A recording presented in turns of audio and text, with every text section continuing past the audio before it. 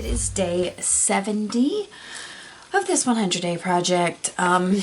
Still kind of figuring out what I'm doing here. Obviously, this is the head for this dress and the dress form. I'm liking what I've done in the background. It's looking great. I'm trying to decide if the dress form is exactly how I want it. But I think I kind of want to stitch it in place to make sure it's secure. So for some reason I'm being pulled to use buttons because, well, I do love buttons. I have 2 jars here of buttons. This one, I've got some, I think it's crochet thread that I've already threaded a needle on, and I'm thinking of figuring out how to stitch maybe this in place. I'm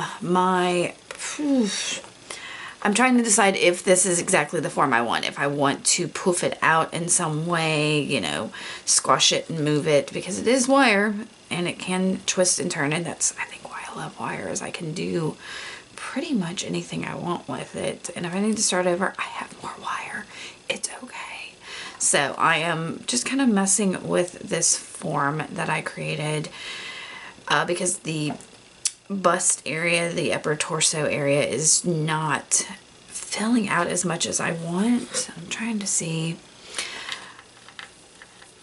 you know, and I don't want it to look, I want it to still feel doll-like, so I don't want it to have breasts in any way. I just want it to be a little more full up there, and I don't really want the wire showing through this open area. If, you know, as little as possible, I want it showing through. If it happens, it's fine.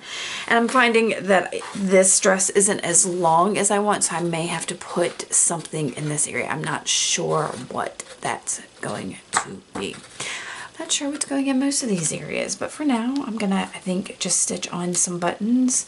May actually go grab my iPad and watch some videos. Y'all won't see those.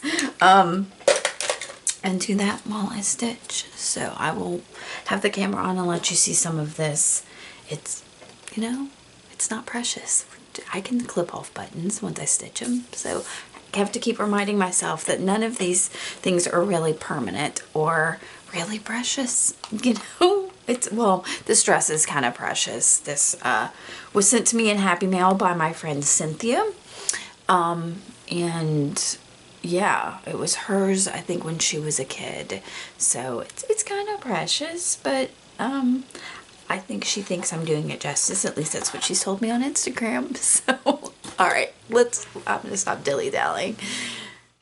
That was a pretty poor introduction to this video. I'll admit that when I filmed these, I wasn't quite sure where I was going to break up each of these videos. And yeah, so I did do an introduction for each day, just kind of saying what my train of thought was for that day. And that was for me just as well as for the videos. So, hi. I am Hope here at Crafty Hope. Welcome. You have caught me in the midst of one of the projects I did as part of my 100-day project. For that project, I decided to take things that I have been hoarding because they were too precious and actually work with them and turn them into some kind of art. In this case, I've started with this pretty dress. I thought it was a doll's dress. I recently was told in the comment from my part 1 video that it's a pot holder, and that completely explains that little hook at the top. So maybe it wasn't from my friend Cynthia's childhood, or maybe she played with it in her childhood thinking it was a doll's dress. I don't know. In any case, I am turning it into a piece of art. So I will direct you to the first video if you're just now finding this, so you can kind of know what I did in parts 1, 2, well, in the first part, which was 3 days. This project in total took me 9 days, so I've split it up into 3 parts just to make it easier on both of us. So the second part, this is the first day of that, and it is day 70 of the 100-day project. As you saw, I took that crochet thread and tied it, the end of it, to my to my wire frame, and now I'm adding buttons. Now I will admit to you, this whole process gets super fiddly. I am going to speed it up, and I might even skip ahead at some point, just so that you don't have to watch me fiddle with this so hard, because part of me stitching on these buttons was to alter this dress slightly so that it's not exactly what it was as it came to me. I wanted it to have some feeling of mine, some feeling of that I turned it into art. And so adding buttons just to me felt right. I have a thing for buttons. So I am making sure I go around some of this frame, and fortunately I have pretty small hands, so I could get up into some of that frame. And I think I may be working with a fairly, oh, I can't see what, no, maybe it's not a, yeah, maybe it's not a long doll's needle. In any case, I am stitching these on. At some point my cat decided to get in my lap, so there's probably cat hair now on that dress. But getting this needle in and out and around the frame and getting the buttons on was definitely a trial of patience. So I'm going to let you see this part, which is actually, so this is the second video, but this is the 4th day of this particular project on the 70th day of the 100-day project. Oh my gosh, so many numbers there. So many numbers. So here I'm speeding that up, gonna let y'all get a better look at this. I'm gonna play some music and let you just kind of see what I'm doing, and we'll get to day 71 here in just a minute.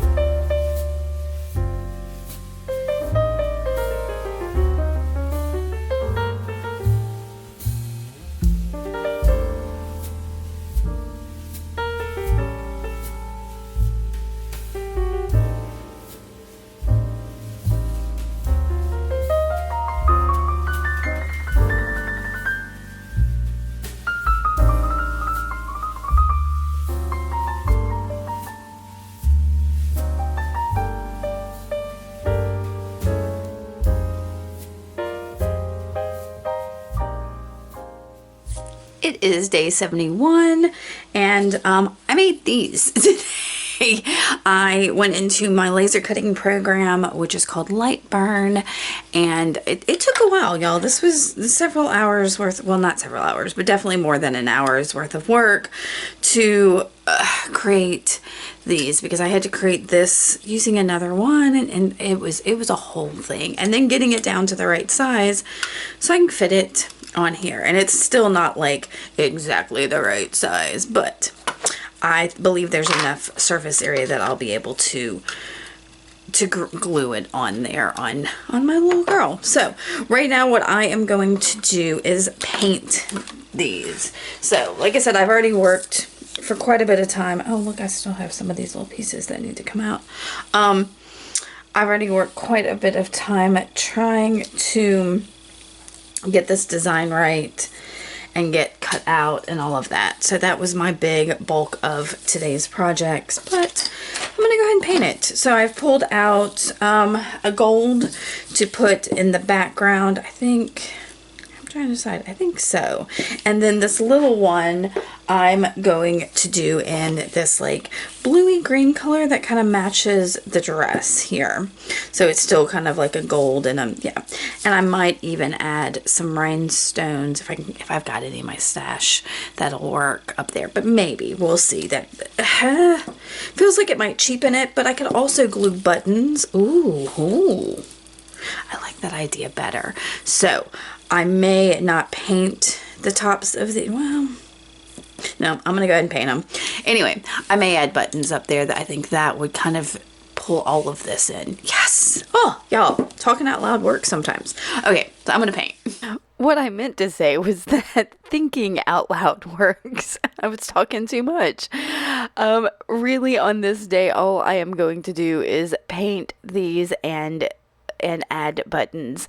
So these were laser cut. I think I failed to mention that on my 80-watt Omtech laser. And that's what I did for the most time, was designing them, as I mentioned, was getting that design down and just the way I wanted it. Now, I will also admit to you that this is probably my least favorite part of this finish when this design is finished. I don't know. I said something a minute ago about rhinestones might cheapen the whole design. These feel like they've cheapened the design as well, because they're not old, they're not rustic enough, and I'm gonna do some work with them to make them feel that way. We'll get to that in a minute about how I do that, but yeah, these are fine. They're just not quite what I had envisioned in my head. I think I wanted something maybe a little more molded and shaped, and I thought that adding the gold paint to this would be the way to do that, and it's just not. But anyway, I did it. It is done. It's glued on, and I'd love to hear your opinion when you see all of this come together. What you think, and or if you have suggestions of what might have worked better. Not that I can change a whole lot. This piece is now for sale up at Hello Gallery in downtown Fairhope. So, and it, because of all the pieces I put in this box, it's one of the most expensive things I've ever made. So. I did not mention when I said I was going to add this blue what this is. I believe it's Anita's acrylic in oh gosh, what's the color? I think it's Hawaii is what it's called.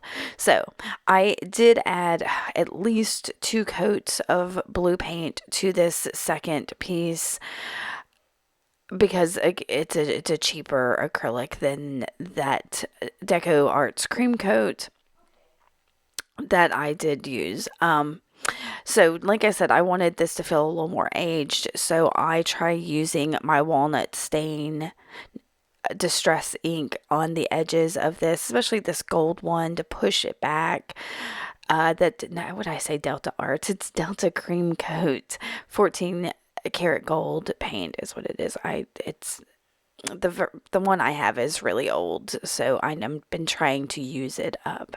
So I've inked that up. You can kind of see I'm definitely hitting the edges of it a bit more, trying to give it more of that tarnished brassy look. And I'm gonna do, I think, the same thing. I was trying to decide, yeah, that's not dry, so I dried it real quick, and then I am going to to try to darken the edges of it as well, realizing that to get some of it, especially in between those little prongs of this crown, I'll have to use something smaller. So I'm going to do that. Like I said, I just wanted this to feel a little more older. I kind of, yeah, I do wish I had maybe cut it in sections that I could have like glued together and given it more of a molded shape. I think the 2D, the very flatness of it is what I don't like. So I am going to stack these, which gives it more of a 3D element, but it's still not going to be quite what I want.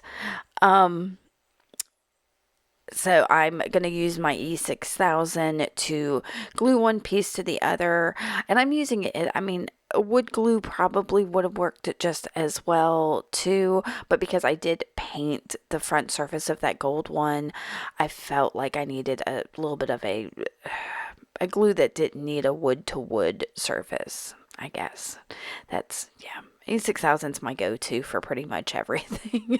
So as you can see, I'm getting kind of fiddly with that. I want to make sure that this has a nice secure adhesion and that I'm not going to see a whole lot of that E6000 poking through. Now, while it does dry clear, it does dry shiny. So once it dried, I am coming back with one of my jars of white buttons and going to quickly pick out 5 of them that are about the same size to put on each of those little prongs at the top of this. And I'm really glad I did add this element because it tied the dress into the crown, and it's also one of the elements we're going to add later. It's going to tie that in as well. So yeah, and again, I'm going to use the E6000 to secure the buttons onto this. And this was definitely like a work on this a little bit and walk away, work on this and walk away kind of thing. So that's fine. So, and this was fiddly, and that's part of the reason I'm glad that I kept the gold paint on there, was because any of those prongs at the top that show through, they're painted. At least they're not raw wood. So again, I left this, let it dry, and I am coming back with and gluing my crown to my little can. And you can see I've got that distress oxide thing there, which is going to help me lift the crown to the point on the can that I want. So I'm going to get these together, clean it up a little bit, and leave it to dry. Yep, just like that. And we're going to day 72 here. It is day 72. This is I think I like it. I'd like it to feel a little more aged. So I'm trying to decide. That may be something I change at the end. I did not get the cut exactly right there, but it's close enough, I think. I can add something under it. I don't know. I'll think on it. For now, that part is done today. I thought I was going to add a step and lift her up a little bit more, but everything I've messed with, I don't really care for it. It feels like too much. So I think I'm going to leave her sitting on the base of this and focus on this left side. So the other day I decided I kind of wanted to make almost like a jail of rusty nails and stuff. So I'm going to see what I have in here because I think most of the ones I have are too long to actually fit in this space and do it as I want. But I think I'm going to sort through them, see what I've got, see how I can do it, because I may end up having to just do it like a crisscross at angles that they fit. So yeah, that's what I'm going to do right now, is sort through some rusty nails to see if any of them work. Yeah, let me go forth. The last day of this project is a bit all over the place. So I start with these nails, sorting through them. I am not going to make you watch me sort through this bucket of nails. I'm going to just show you that, yeah, I sorted through them. I kept some aside, and then I decided to move on and work a little bit more on that bottom side by adding in this is moss. I think it's called reindeer moss, and I think I picked mine up at Dollar Tree. So I'm using Aleene's tacking glue, putting it into the back panel of that bottom section where I pulled the drawer out.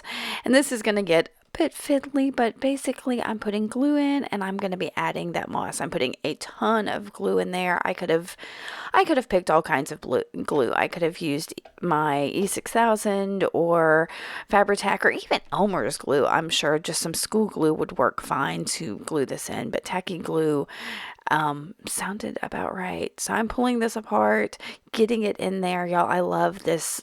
I've added it to so many projects, and it's on my list to see if I can get some more, because with Halloween around the corner, I think I want to include it in some projects there too. So all right, so I'm going to get this in there. I am going to let you watch me do this. And you can see, I think, right there on the left side of the box, in addition to my rusty nails, I've got a big crystal sitting there. So that is what I've decided to add to the top portion of this box. So once I get all the moss in there, I will focus on that. But I'm going to let you watch me do this. Wait, I think I am. How much more of this have we got? Oh, not much more. And here's me testing those rusty nails again, kind of giving a good look at them about what I want to do with them. And yeah, thinking on this a bit more. And you can see I just layered that moss against the back, and yeah, I'm testing it, making sure it doesn't lift up, adding more of the glue as I feel like it needs to be added. But what I really need to do is let it dry and then come back in and see what's not secure, because of course I can still lift it while it's wet. So yeah, I'm gonna take a step away, and I thought I was going to add the hardware that I had taken out of that top left portion there, the little like hanger loop thing. It was a D-ring that was hanging up there, but I found that because the screws that were in there are just little things, they weren't going to be able to hold the weight of that big crystal. So instead, I have taken a little hand drill and drilled all the way through where those screw holes were, and drilled into the actual wood of the box. So, and you can see I've picked out that big crystal. I also have a line of crystal beads that are also from a chandelier chain, and yeah, I am going to use some of my jewelry making skills here. So I am grabbing some 20 gauge antiqued brass wire. This is one of my favorite wires to work with. I antique it myself, and I'll put a link. So I pulled that out of my wire organization folder, and I'm going to make a wrapped loop up here. So I put basically that wire in both top sides. I am crossing it here, and I'm going to hold it and make sure it's smashed down in there, and I'm going to twist it. So I'm going to twist one around the other. This is basically like wrapping a briolet or doing just a general wire wrap. So I'm wrapping one of the wires around the other one, trying to keep it as neat as I can. And once I get it wrapped, I will trim off the excess. So you can see me wrapping it here. I'm getting some pliers, trimming that, and I'm using a 20 gauge wire here because it's nice and sturdy. I do have thicker gauges of wire, but I wanted to make sure it wasn't something that was going to take away from any of the things I do here, but I still wanted it sturdy. So here I am forming a loop using some round nose pliers, and then I'm going to hold that loop and wrap that bit of wire around, further securing the wrap there. So it's basically a double wrap. It's a wrap on top of a wrap. All right, so I've got that there, and I will trim away the excess of that, and then use my chain nose pliers to make sure that that end that I trimmed is sitting securely. I think I tried to make sure that I ended it like behind the loop, behind it, so it's facing the wall, so that it's not something somebody's going to touch and get cut. So this big crystal I had a crystal at the top of it. I'm pulling that little one off and taking off the little bit of hardware that's on there. And then I'm going to do a briolette wrap. So this is drilled front to back, and I have inserted that, and it's just another wrapped loop basically. Inserted that, the tail of it, I am wrapping around that top wire, the longer wire, getting it all the way around. I will secure it. As you can see, using my chain nose pliers, and then trimming any excess, making sure I dispose of that, tucking that little end. Again, I don't want anybody getting poked on this. And then I will make a loop. So I'm bending my wire, taking my round nose pliers, making that loop, and then wrapping the tail of that around over the top of the original wrap that we had there. So this is if you have any kind of like teardrop bead like this is the basic recipe. Most teardrop beads like this are called briolettes, and I just treated this like it's a large briolette. I think I have a tutorial. I'll link that up here in the right corner, and probably down below in the description if you have any questions about wrapping a briolette. Now, I knew I wanted this to hang toward the bottom a little bit, so I am going to use those other crystal beads I have. I did cut them off of the chain that they were on, and I'm using that same wire. So here I am making a wrapped loop here.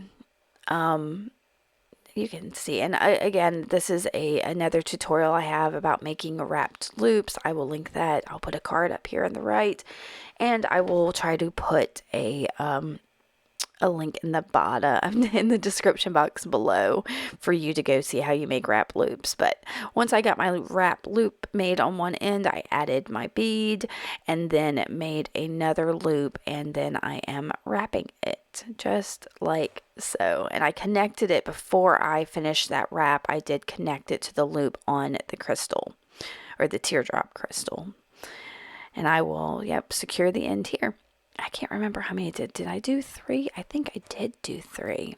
So here again, I'm making and I've sped this up quite a bit because it's the same process. I'm making a wrapped loop, securing it. Once that loop is formed, I'm sliding my bead on and then creating another wrap loop. Before I wrap that, I am slipping it on to the bead below it and then doing that. And then my last one's going to be bit more fiddly because it's where I'm going to connect everything. So I'm making my loop. Before I wrap that loop, I'm putting it on the previous beads loop, and then securing everything. It's a bit fiddly, but this is how I make beaded chains for the most part. So there I've slid that last bead on. I am going to make my loop. Before I close that loop, I'm going to slip it on to the loop that we created at the top of the box. And then once, this is where it gets super fiddly because I've got everything is connected here, but I'm going to finish the wrapping of this loop and trim everything down. I had to trim that wire down a little bit because it was super fiddly.